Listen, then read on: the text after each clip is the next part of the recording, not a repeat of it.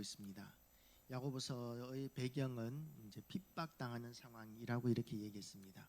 극심한 핍박을 당하고 있는데 더 큰 핍박이 이제 눈앞에 있어요. 그런 더 큰 핍박을 앞두고 있는 그런 성도들에게 야고보 선생이, 야고보 예수님의 동생 야고보죠. 야고보 선생이 이제 이 교회들에게, 이렇게 성도들에게 하나님의 말씀을 선포하고 있는 것입니다.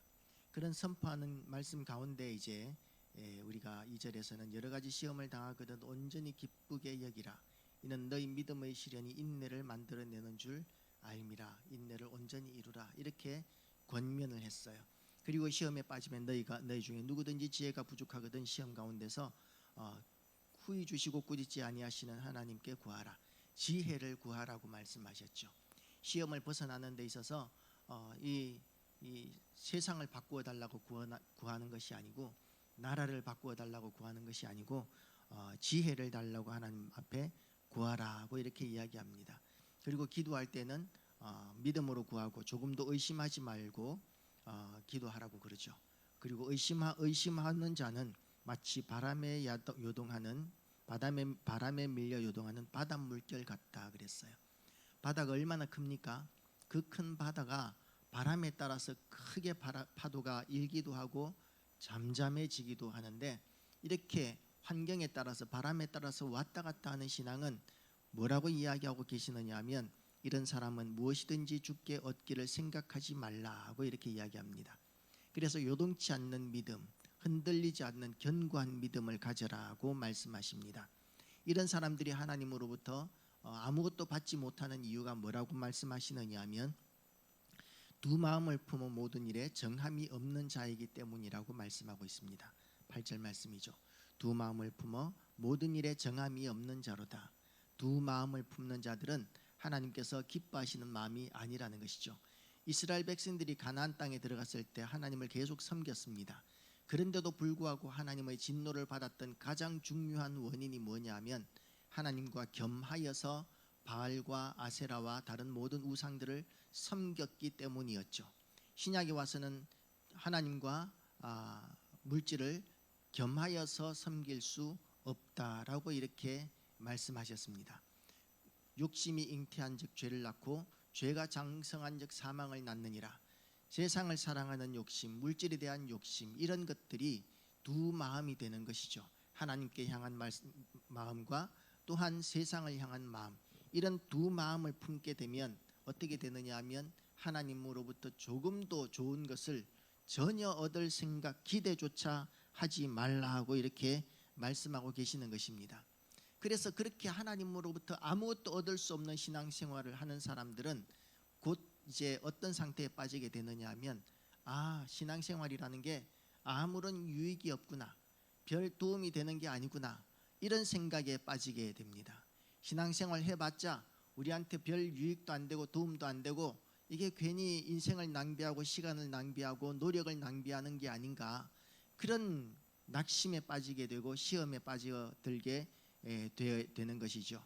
그래서 오늘 야고보서는 이 극심한 외부적인 시련을 시험이라고 이야기하지만, 또한 내부적인 이런 세상을 향한 이런 자기 사랑이나 유혹, 이런 것들로 말미암은 시험까지도 지금 다루고 있는 것입니다. 환경으로 말미암은 시험이 있다고 할지라도 그것만 시험이 아니에요. 그것만 당하는 것이 아니라는 것이죠.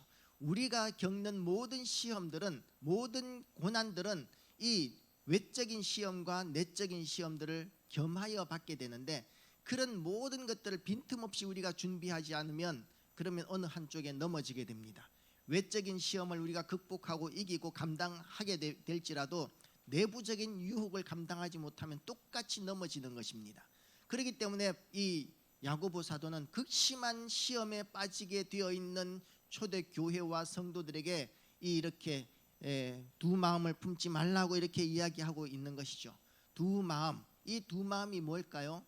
하나는 세상을 향한 마음이고 하나는 하나님께 향한 마음인데, 그렇게 두 마음을 품으면 어떤 세상 사람들은 그러잖아요.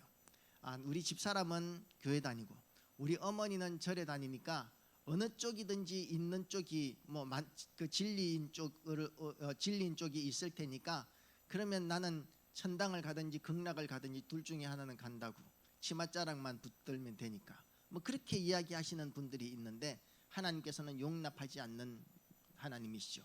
한 마음을 품으라고, 한 마음을 품되 견고하게 마음을 품으라고 그렇게 권면하고 계십니다.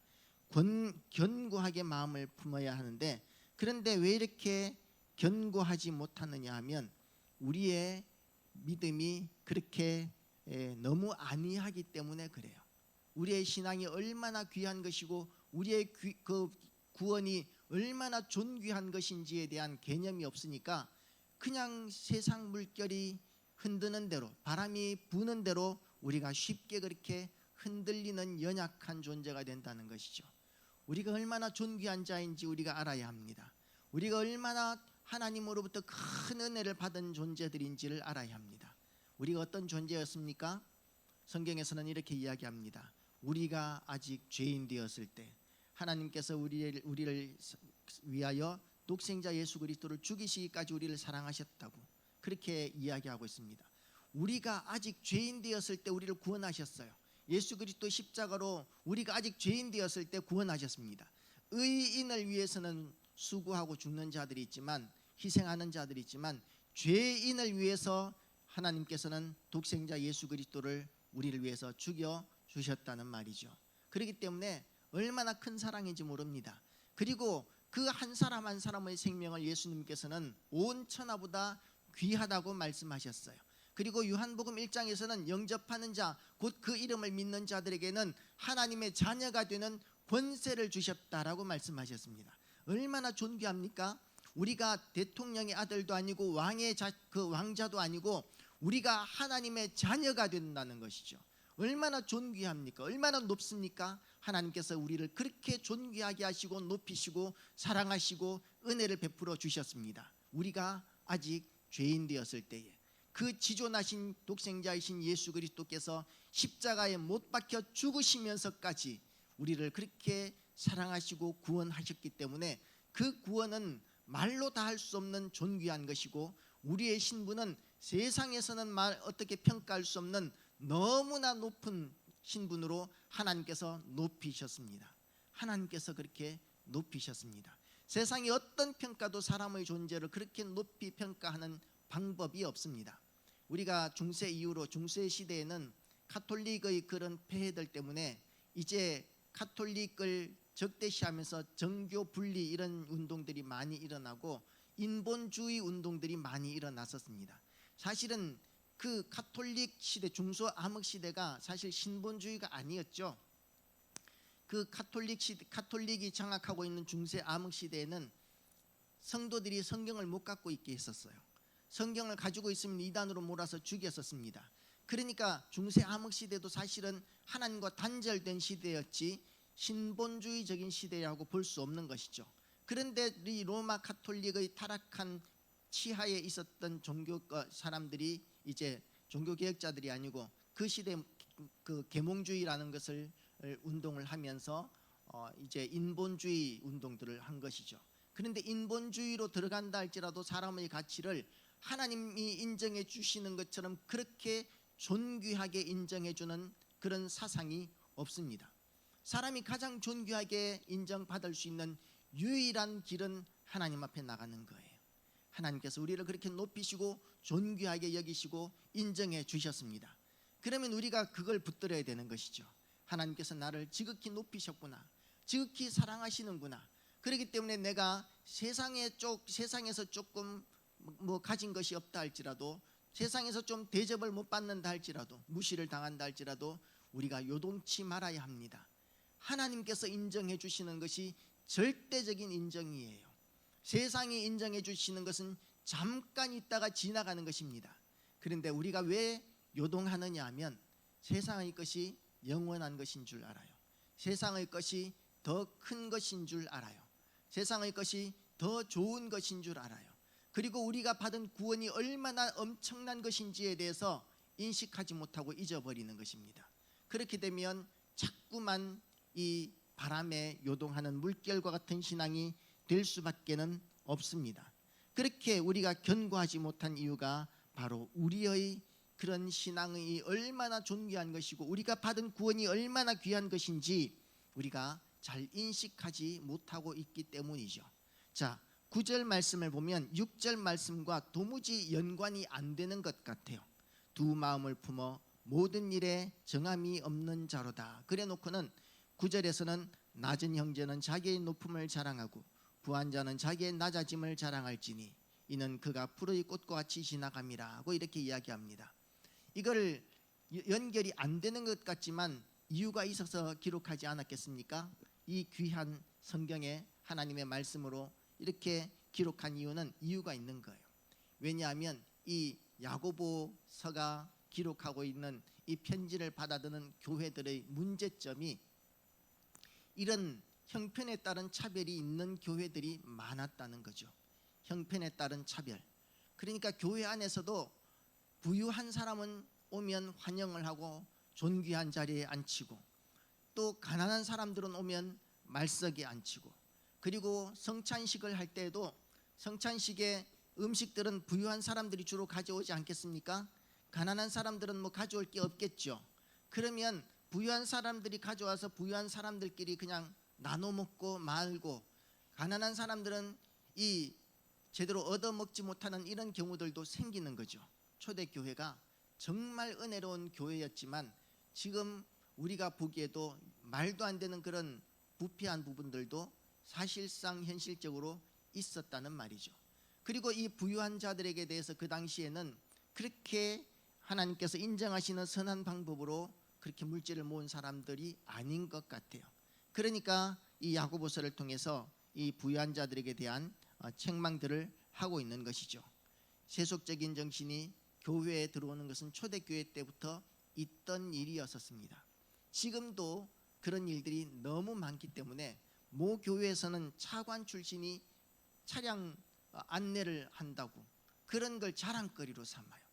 차관 출신이 자랑거리 그 교통 안내를 하는 일이 사실 우리 상식으로 보면 굉장한 일이죠. 그런 훌륭한 인격을 가진 성도가 있는 교회는 너무 좋겠다. 그런 부러운 마음을 가지죠. 그런데 실제로는 모든 성도들이 그렇게 낮아지고 겸손해져야 합니다. 높은 자리에 있는 사람일수록 부유한 사람일수록 사람들로부터 인정받고 대접받는 사람일수록 더 낮은 자리 섬기는 자리로 내려가야 하는데 그런데 그러지 않고 지금 초대교회 때부터 시작해서 변질되고 타락한 부분들이 있기 때문에 세속화된 이런 부분들이 있기 때문에 야고보 선생은 지금 초대교회를 책망하고 있는 것이죠. 뭐라고 책망합니까? 낮은 자는 자기의 높음을 자랑하고 부한 자는 자기의 낮아짐을 자랑할지니. 먼저 낮은 자에 대해서 이야기를 해보겠습니다. 낮은 자들은 가진 것이 없습니다. 세상 사람들로부터 무시를 당해도 어떻게 반박하거나 또는 그 어떤 세상의 핍박으로부터 싸워 감당할 만한 힘이 없습니다. 그렇기 때문에 세상 앞에서만 서면 위축되는 것이죠. 가진 것이 없기 때문에 낮아지는 것이죠. 열등감을 가지게 됩니다. 그게 이제 가진 것이 없는 사람들입니다. 낮은 사람들입니다. 사람들로부터 인정받지 못한 사람들입니다. 그런데 교회 안에 들어와서도 똑같은 현상들이 벌어지면 이거는 교회나 세상이나 다를 바 없어지게 되는 것이죠. 그런 교회는 세속화된 교회고 하나님이 기뻐하시지 않는 교회입니다. 미국에서 이런 교회가 있었다고 그래요. 예배를 드리는데 어떤 흑인이 이제 멀리 여행을 왔기 때문에 출장을 와서 이제 예배 주일날 예배를 드리기 위해서 가까운 교회를 찾아갔습니다. 그런데 안내위원들이 앞을 막는 거예요. 그리고 이제 뒤에 오는 사람들은 다 보내주는데 자꾸만 이 사람한테는 자꾸만 잠깐만 기다리라고 이런 식으로 못 들어가게 막는 거예요. 그리고 이제 예배 시간이 되어서 들어갈 사람 다 들어가고 나니까 들어가지도 않았는데 이 흑인은 들어가지도 않았는데 이제 교회 문을 닫더랍니다. 예배 드리러 왔다가 문전박대를 당하니까 너무 서러워서 이 사람이 계단에 앉아가지고 울었대요. 하나님 어떻게 이럴 수가 있습니까? 그렇게 하나님 앞에 통곡하면서 울었는데 그런데 그때 예수님께서 이 사람에게 와서 이렇게 대답하시더라는 거죠. 네가 저기 못 들어가서 우느냐? 나도 못 들어갔다. 예수님께서 그렇게 말씀하시더라는 것이죠. 교회 안에서 교회가 세상과 다를 바 없어지게 되면 교회 안에 주님이 안 들어오십니다. 주님이 계셔야 되는 교회가 주님이 없는 인본주의적인 교회, 세속적인 교회가 되어버린다는 것이죠. 그래서 우리는 가난한 자라 할지라도 세상 사람들 앞에서 위축될 필요가 없습니다. 우리에게 주님이 함께 하십니다. 하나님께서 우리를 온 천하보다 귀하다고 말씀하셨어요. 우리를 지극히 존귀하다고 인정해 주셨습니다. 그리고 그 증거로 그 독생자 예수 그리스도를 십자가에 못 박아 죽이시면서까지 우리를 구원하셨습니다. 그리고 우리를 하나님의 자녀라고 인정해 주셨고 하나님의 백성이라고 하늘에 속한 자들이라고 그렇게 하나님께서 인정해 주셨습니다. 그런데도 불구하고 우리가 위축된다면 우리는 정말 바보 같은 신앙을 가진 거예요. 제대로 된 믿음을 가지지 못한 것입니다. 좀 돈이 없을지라도 그건 잠깐 있다가 지나가는 것이에요. 지금 그것은 지나가 버립니다. 고통 가운데 있을지라도 지나가 버립니다. 그렇게 이야기하면 많은 사람들이 이렇게 이야기해요. 목사님, 가난한 게 얼마나 힘든 삶인지 목사님은 모르시죠? 모르기 때문에 그런 말씀하시지 실제로 가난해 보면 그런 말 못하실걸요? 그렇게 이야기들을 하죠. 대놓고 이야기하기도 하고 또는 대놓고 못하면 속으로 그렇게 생각하기도 합니다. 그러나 그건 지극히 세속적인 생각입니다. 그런 믿음을 우리는 십자가에 못 박아 버리시기를 주님의 이름으로 축복합니다. 낮은 곳에 임하소서라는 그런 영화가 옛날에 있었어요. 안요한 목사님에 대한 영화였는데 휴지 한 토막 이렇게 몇 장 이렇게 들고 들어갔다가 이 휴지가 다 젖을 정도로 이렇게 울면서 본 영화였는데 한번 찾을 수 있으면 찾아보시면 지금도 감동이 될 거예요. 낮은 곳에 우리 주님이 계십니다. 낮은 곳에서 우리를 존귀하게 하시고 높여주시는 주님이십니다. 가난한 것 때문에 열등감 가지지 말라는 것이죠. 물론 가난한 것이 보통 힘든 일이 아니에요. 가난한 사람이 높아진다는 것이 세상적으로는 도무지 말이 안 되는 이야기입니다. 부자들에게 짓밟히고 소작하고도 그 소작료를 떼어먹히고, 지금은 품삯을 떼어먹히는 일은 없죠. 그야말로 어떤 부채보다도 우선하는 게 임금이지 않습니까? 그래서 임금을 떼어먹히는 일은 거의 없습니다. 그렇지만 이 시대에는 일을 하고도 임금을 받지 못하는 일들이 비일비재하고, 그리고 임금을 받지 못할 뿐만 아니라 매맞기까지 하는 일들도 많았어요. 특별히 우리나라 사극들을 보면 그 백정이 소를 잡아주고 그 수고비를 달라고 했다가 양반집에서 멍석마리를 당하는 이런 장면들이 실제로 그 시대는 많았어요. 우리나라 조선 시대에는 많았어요. 그래서 우리나라는 정말 우리나라뿐만 아니라 옛날에는 인간이 가난하다든지 힘이 없다든지 그러면 짓밟히는 거예요. 그런 상황 가운데 사는 사람들이 하늘을 바라보라고 그러고 세상 거는 아무것도 아니라고 이야기하면, 그러면 네가 당해봐라, 정말 그런가, 이런 말이 막 입 밖에 막 튀어나오는 것이죠. 그러나 그럼에도 불구하고 우리 주님께서 주신 약속의 말씀을 붙드는 것이 믿음이라는 것을 인정하시기를 바랍니다. 그걸 붙들어야 합니다. 세상은 우리를 아무리 천하게 여기고 무시한다 할지라도 하나님께서 우리를 지극히 높여주십니다. 지극히 존귀하게 하십니다. 그래서 하나님께서 우리를 구원하시기 위해서 무슨 일을 하셨는지, 어떤 일을 하셨는지를 우리가 기억하고 믿는다면 세상에서 우리가 가진 것이 없고 인정받지 못하고 대접받지 못한다고 해서 우리가 열등감을 가지거나 또는 위축될 필요가 없는 것이죠. 우리가 자꾸만 왜 위축됩니까? 우리가 왜 자꾸만 잘 나가는 사람들 앞에서는 작아집니까? 우리 주님께서 나에게 하신 일들을 잊어버리기 때문이라는 것이죠. 잊어버리지 마시기를 주님의 이름으로 축복합니다. 세상에서는 잠깐 불편하게 살 수 있습니다. 그러나 이것은 잠깐 지나가는 것입니다. 그렇지만 우리 주님께서 주신 것은 영원한 것입니다. 영원한 것을 붙들고 영원한 영광 가운데 우리가 들어갈 것이고, 하나님께서 우리가 불편한 삶을 살면서 믿음과 자존심과 자부심을 지키고 살면 그것으로 하나님께서는 영광을 받으시고 상을 쌓아두시는 하나님이십니다. 믿음을 붙들고 하나님 앞에 인정받을 수 있는 상을 쌓아 나가야 합니다. 우리가 세상을 자꾸만 크게 보면 하나님이 작아집니다. 그렇지만 하나님을 크게 보면 세상이 작아지는 것이죠. 너무 많은 성도들이 또 우리 스스로도 가만히 보면 세상을 더 크게 보고 하나님을 작게 여기는 그런 실수를 할 때가 많이 있습니다. 하나님께 대한 신성모독이고 그런 사람들은 필히 시험에 들게 되어 있습니다. 시험에 든 사람들은 하나님께서 주신 은혜들을 다 흘려버리고 잃어버리게 되어 있어요. 시험에 든다는 것은 이 상황은 이해할 수가 있어요. 상황을 보면 저 사람은 시험에 들만해 라고 인정할 수 있습니다. 이 핍박이 극심한데 이 교회를 잠깐 빼먹을 수 있고 숨을 수 있고 거짓말할 수 있고 어쨌든 살고 봐야지 하는 그런 마음들을 얼마든지 품을 수 있죠. 그런데 그 시험 가운데 있었다 할지라도 그 극심한 시련 가운데 있었다 할지라도 거기에 타협하는 것을 하나님께서는 인정해 주지 않으신다는 것이죠. 우리는 인정하지만 하나님께서는 인정하지 않으십니다. 유혹당할 만한 상황, 너무나도 당연히 모든 사람들이 유혹에 넘어갈 만한 그런 상황 가운데 있었다 할지라도 유혹에 넘어가면 그러면 하나님께서 그거 인정 안 하신다는 것이죠. 우리는 그래서 우리 신앙생활을 다시 한 번 더 다잡아야 합니다. 내가 은혜를 잃어버리는 것, 내가 하나님의 은혜를 잃어버리고 시험에 드는 것은 곧 내 죄라는 것을 우리가 인정해야 된다는 것이죠. 그래서 지금 내가 만약에 시험에 들어있다면 빨리 시험에서 벗어나시기를 주님의 이름으로 축복합니다. 우리 주님이 주시는 평강을 빨리 회복하게 하시기를 주님의 이름으로 축복합니다. 우리가 침륜에 빠져 있다면 나사렛 예수의 이름으로 우리 마음을 장악하고 있는 어둠의 세력들을 속히 소멸하시고 예수 그리스도의 보혈로 속히 소멸하시고 하나님이 주시는 기쁨과 평강을 회복하시기를 주님의 이름으로 축복합니다.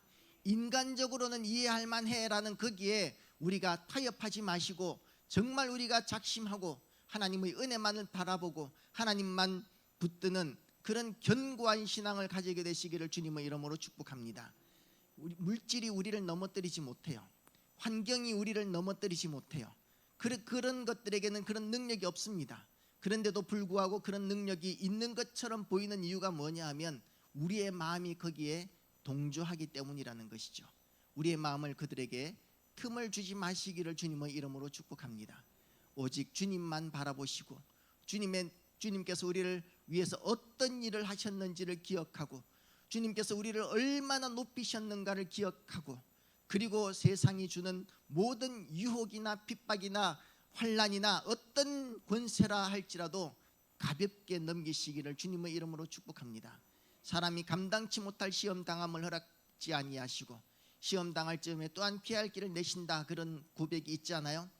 그런데 실제로 우리 생활 가운데 너무나 많은 사람들이 이건 감당치 못할 시험이야 라고 이렇게 고백하면서 이렇게 시인해버리면서 쉽게 넘어져 버립니다.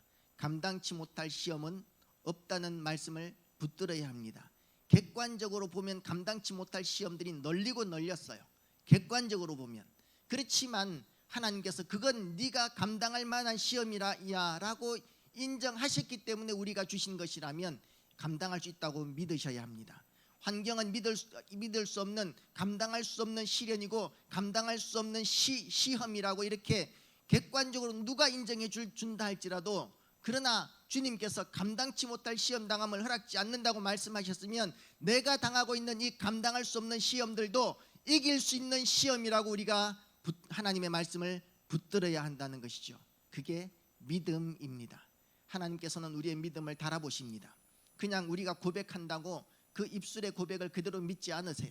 우리가 고백한 것이 정말 진실한가를 달아보시고 우리 속 사람을 우리의 내면 깊숙한 것들을 전부 다 감찰하시는 하나님이십니다. 하나님을 속일 수는 없습니다. 하나님은 우리의 모든 것을 꿰뚫어 보시는 하나님이십니다. 그렇기 때문에 우리가 하나님 앞에서 그런 세상이 감당치 못할 믿음으로 응답하게 되시기를 주님의 이름으로 축복합니다. 타협하지 마시고 상황에 그럴만하다고 인정하지 마시고 감당할 만한 일이라고 인정하시고 옆에 사람들이 아무리 아니라고 이야기해도 그렇게 인정하시고 우리가 승리하게 되시기를 주님의 이름으로 축복합니다. 잘난 사람들이 우리를 아무리 핍박하고 멸시한다 할지라도 우리는 그들보다 더 존귀하고 높은 사람이라는 것을 인식하면서 웃어 넘기시기를 주님의 이름으로 축복합니다. 우리는 그런 존귀한 사람들입니다. 낮은 자이지만, 가진 것이 없지만, 세상으로부터 대접받을 아무것도 없지만, 그러나 하나님이 높이셨기 때문에 절대적인 평가자이신 하나님께서 높이신 우리를 가볍게 여기지 마시기 바랍니다. 우리는 정말 높은 사람들입니다. 두 번째로 부자들에게 이야기합니다. 부자들은 모든 것을 가진 사람들이기 때문에 이 사람들로부터 인정받고 있습니다. 대접받는데 정말 익숙한 사람들입니다. 그리고 그 사람들은 정말 존귀한 사람들하고 잘 어울리기 때문에 가난하고 천하고 지저분해 보이는, 불결해 보이는 사람들을 보면 상대하기가 싫어하죠. 적응이 잘 안 되죠. 사실 그런 사람들의 입장에서는. 그러나 주님께서는 뭐라고 말씀하시느냐 하면 그거는 잠깐 있다가 지나가는 것이라는 것입니다. 잠깐 있다가 지나가는 것입니다. 그런 것들로 자랑하지 말라는 것이죠. 그거 하나님께서 너희에게 잠깐 맡기신 것이지 그게 너희의 면류관이 안 된다라고 부자들에게 말씀하십니다. 부자들은 자랑하고 싶어요. 우리 같은 경우에도 우리가 조금만 세상에 자랑할 만한 것이 있으면 우리는 막 자랑하고 싶어요. 지금은 사법고시가 없어졌지만 우리 아들이 사법고시 합격했는데 자랑 안 하고 싶은 사람이 누가 있겠습니까? 그죠? 우리 아들이 행정고시에 합격했는데 자랑 안 하고 싶은 사람이 누가 있겠어요? 우리 아들이 장관이 됐는데 자랑 안 하고 싶은 사람이 누가 있겠습니까? 그런데 그런 걸로 너희의 면류관을 삼지 말라고 오늘 본문은 이야기하고 있습니다. 그거 아무것도 아니라는 것이죠. 제가 김제에 있을 때 어떤 장로님 아들이 교회를 안 나옵니다. 교회를 안 나오는데 그런데 이분이 이제 그 시장 선거할 때 시장 후보의 비서를 했어요. 시장 후보의 비서로 이렇게 따라다니다가 이 사람이 민주당 출신이니까 이제 당선이 됐습니다. 당선이 되니까 이제 김제시장의 비서가 된 거죠. 높은 자리가 됐습니다. 그랬더니 그 장로님이 감사한금을 올리시더라고요. 하나님께서 이렇게 축복해 주셔서 감사합니다. 그게 축복인가요? 아들은 여전히 교회를 안 나오고 여전히 불신앙적인 삶을 살고 있는데, 그런데 높은 자리에 올라갔다고 해서 하나님께서 축복해 주셨다고 이렇게 여깁니다. 그 정도의 신앙을 하나님께서는 인정 안 하신다는 것이죠. 여전히 저주의 삶을 살고 있고 시장 비서라는 것 잠깐 길어봤자 한 4년, 뭐 재선하면 8년까지 할 수도 있겠죠. 그걸로 끝이지 않습니까? 그런 세상적인 잠깐 있는 걸 가지고 하나님께서 축복해 주셔서 감사합니다. 이건 부끄러운 신앙 고백인 것이죠. 우리는 그런 거에 넘어가지 마시기를 바랍니다. 우리는 그런 거 자랑하는 사람들이 아니라 많이 가졌을수록 세상으로부터 대접을 많이 받고 인정받고 존중받는 위치에 있을수록 교회 안에 와서는 어떻게 살아야 하느냐 하면 낮은 자들의 발을 씻기는 자로, 낮은 자 앞에 무릎을 꿇고 발을 씻기는 자로 우리가 살아야 합니다. 왜냐하면 그래야 우리가 얻을 상이 있기 때문에 그렇습니다. 세상에서 우리가 대접을 받는 위치에 있다고 해서 교회 안에서도 똑같이 대접받기를 기대하고 교회 안에서도 그런 세속적인 신앙을 가지고 군림하려고 한다면 그 교회에 물론 하나님이 안 계실 뿐만 아니라 이 사람들은 받을 상이 없는 것입니다. 예배는 열심히 드리고 그리고 봉사한다 할지라도 군림하면서 이 사람 저 사람들에게 이렇게 가르치고 지시하면서 자기를 높이고 드러내고, 하나님께서는 이게 하나님의 영광을 위한 일인지 자기를 드러내고 높이려고 하는 일인지 하나님을 속일 수는 없습니다. 사람을 속일 수는 있어요. 사람들은 얼마나 잘 속아 넘어가는지 모릅니다. 그래서 우리 선거라는 걸 왜 합니까? 시시때때로 사람들의 생각이 바뀌니까 선거를 하는 거죠. 만약에 사람들이 생각이 전혀 바뀌지 않는다면 그러면 선거라는 걸 할 필요가 뭐가 있습니까? 한 번 정해지면 끝인데, 그죠? 그런데 수시로 선거를 하는 이유가 그렇게 사람들은 잘 속아 넘어가기 때문에 그래요. 수시로 바뀌기 때문에 그렇습니다. 사람은 속일 수가 있습니다. 그러나 하나님은 절대로 속일 수가 없습니다. 부유한 사람, 높은 사람일수록 우리는 하나님 앞에서 우리가 얼마나 낮은 사람인지를 인식해야 합니다. 하나님이 전능하신 하나님, 만왕의 왕이시고 창조주이시고 전지전능하신데 내가 이 보잘것없는 내가 하나님을 속일 수 없습니다. 하나님 앞에서 낮아지는 것밖에는 없습니다. 진실한 마음으로 낮아지고, 그리고 낮은 사람들, 더 낮은 사람들 앞에서 무릎을 꿇고 그들의 발을 씻기는 그런 일까지 감당할 때 하나님께서는 그 높은 사람들을 하늘에서도 높여주시고 존귀하다고 인정하십니다. 그렇지 않으면 하나님 앞에 갔을 때 그 사람들은 지극히 낮은 자에 불과한 거예요. 영적으로 봤을 때 지극히 낮은 자에 불구하고 그 낮은 위치가 영원히 이르게 될 것이라는 것입니다. 그래서 우리가 어떤 삶을 살아야 합니까? 하나님 앞에서 영적인 자존심을 회복하는 삶을 살아야 합니다. 영적인 자존심을 회복하고 하나님이 주시는 지혜를 붙드는 삶을 살아야 합니다. 주님이 나를 얼마나 사랑하시고 존귀하게 만드시고 여기까지 데려오셨는지를 우리가 기억하시기를 축복합니다. 다 기억하지 않습니까? 재물이 늘어나도 거기에 마음을 뺏기지 마시기를 주님의 이름으로 축복합니다. 지위가 높아져도 그것이 하나님과 나 사이에 어떤 영향을 끼칠 것이라는 생각을 내려놓으시기를 축복합니다. 그리고 하나님 백성의 진정한 면류관이 낮아지고 종처럼 무릎 꿇고 종처럼 하나님과 영혼과 지체들을 섬기는 데서 영광이 있다는 것을 믿으시기를 바랍니다. 하나님 앞에서 낮아지는 자가 천국에서 높아지는 자라고 했습니다. 하나님께서 많은 것을 주시고 물질을 주시고 영광을 주시고 존귀하게 하시면 그것으로 더 많이 하나님의 영광을 위해서 일할 수 있습니다. 그러나 겸손한 자세로 일하시기를 바랍니다. 그러면 하늘에서 상이 클 것입니다. 그렇게 해서 우리가 여건과 환경과 또한 상황의 파도를 헤치면서 믿음의 경주를 할 수 있는 그런 성도로 살아가게 되시기를 주님의 이름으로 축복합니다. 우리 찬양팀 한번 나오셔서 찬양 한번 하시겠습니다. 주만 바라볼지라.